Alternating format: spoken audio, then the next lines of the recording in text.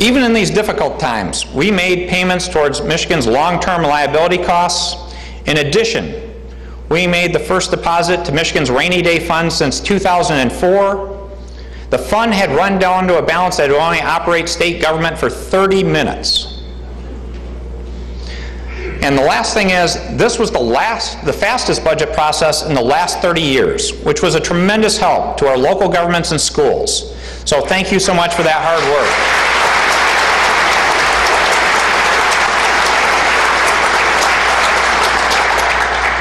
And I really appreciate the extra support of our appropriation chairs, Senator Kahn and Representative Moss. Thank you.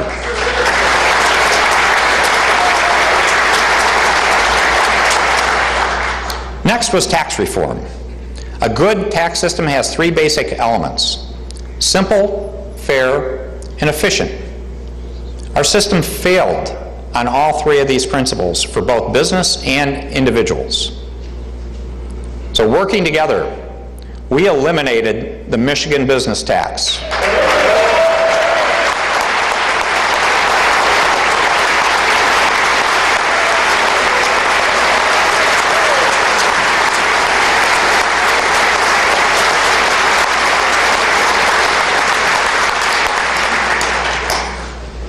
As many of you have heard me say, the Michigan business tax was just plain dumb. In addition to failing all three principles, it was a job killer that imposed an unfair double tax burden on our best job creators, our small and medium-sized business people. Although it didn't disappear until the end of 2011, many business people have already gained confidence in our future and have taken action. And I want to recognize one example. One example is Neiman's Family Markets, based in Alpena, which is in Representative Patalia's district. And Hal Neiman is with us tonight. Hal, stand up, please.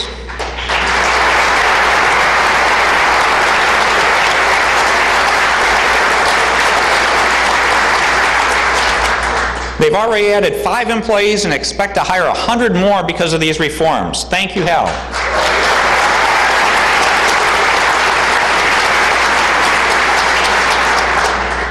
And on the Michigan business tax, I want to also give one note of special recognition, and that's to Lieutenant Governor Calley, who helped lead the way and worked tirelessly on the tax reform situation.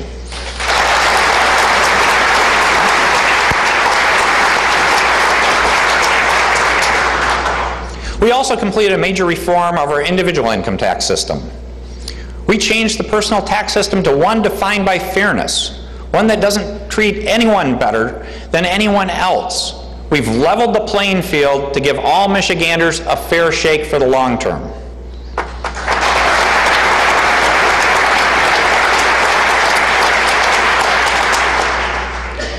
We made major improvements with local government reforms that encourage more accountability and transparency, better cost management of healthcare costs, and service sharing between communities. For example, we now have 435 jurisdictions doing dashboards. We created a $5 million pool to fund innovative collaborations between governments.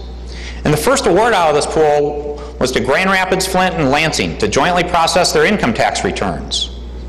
The $550,000 award they received will result in over $2 million of savings over the next 9 years.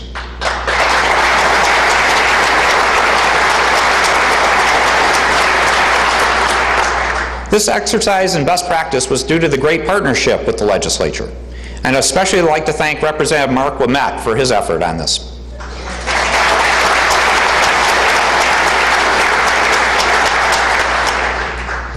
We completed much of our education reform package.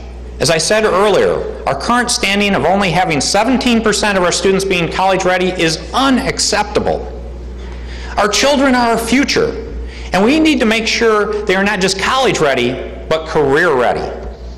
We need to start in early childhood and finish with lifelong learning, whether it's college or vocational training. We launched the Office of Great Start to focus on our youngest children. I want to thank the foundation community for helping championship early childhood education.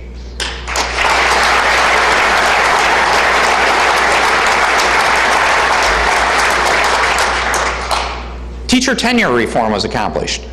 Now we have a better system to support our teachers, recognize their critical role, and create an environment that supports their success.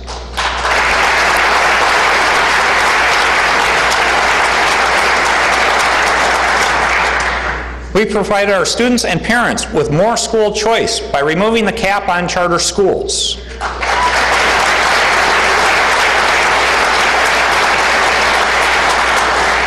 Now we need to make sure we're raising the performance bar on all schools.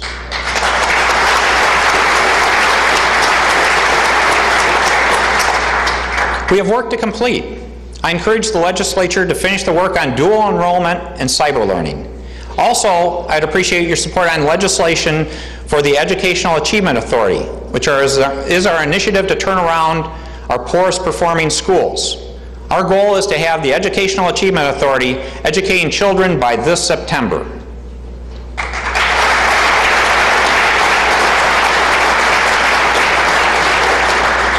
In September, I gave a special message on health and wellness. As I mentioned in the dashboard, we have much to improve. Again, the most important item would be taking personal responsibility for our own wellness. As you know, I signed up for my own personal commitment. I'm 6 pounds towards my goal of losing 10 pounds, but still have some work to go. I ask all of Michiganders to join me in this effort. This isn't about who's the biggest loser. This is how we can all win together. I ask the legislature to continue their work on autism and the Michigan Health Marketplace. There are now medically proven treatments for autism. 27 other states already require insurers to cover evidence-based therapies for autism. The human and financial costs of autism are too high. Let's address this important topic.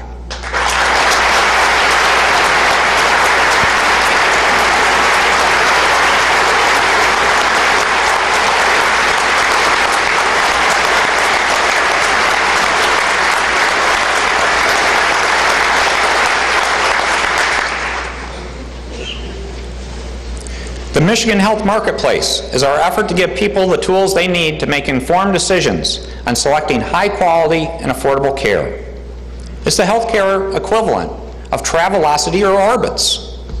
When was the last time you called 5 airlines to book an airplane ticket? If we fail to act in a timely basis, we are on a path to have a federally imposed system defined by people who don't live nor work in our state. I urge the legislature to seize the opportunity for Michigan citizens.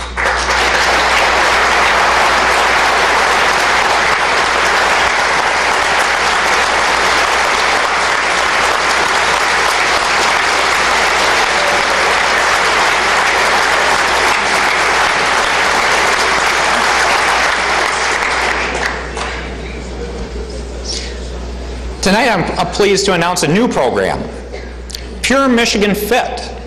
It's a partnership between Gerber, the Michigan Grocers Association, and the Michigan Health and Hospital Association to address childhood obesity. It's a nutrition-based program to give parents and caregivers the information they need to raise happy, healthy kids.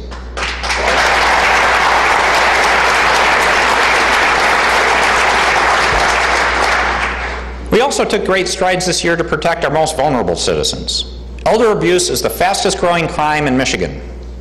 The Senate has already passed bills which give vulnerable adults special witness protection against abusers, allow advocates to speak on their behalf when they are unable to, and establish a senior alert program. I urge the House to move the package of bills to my desk for signature.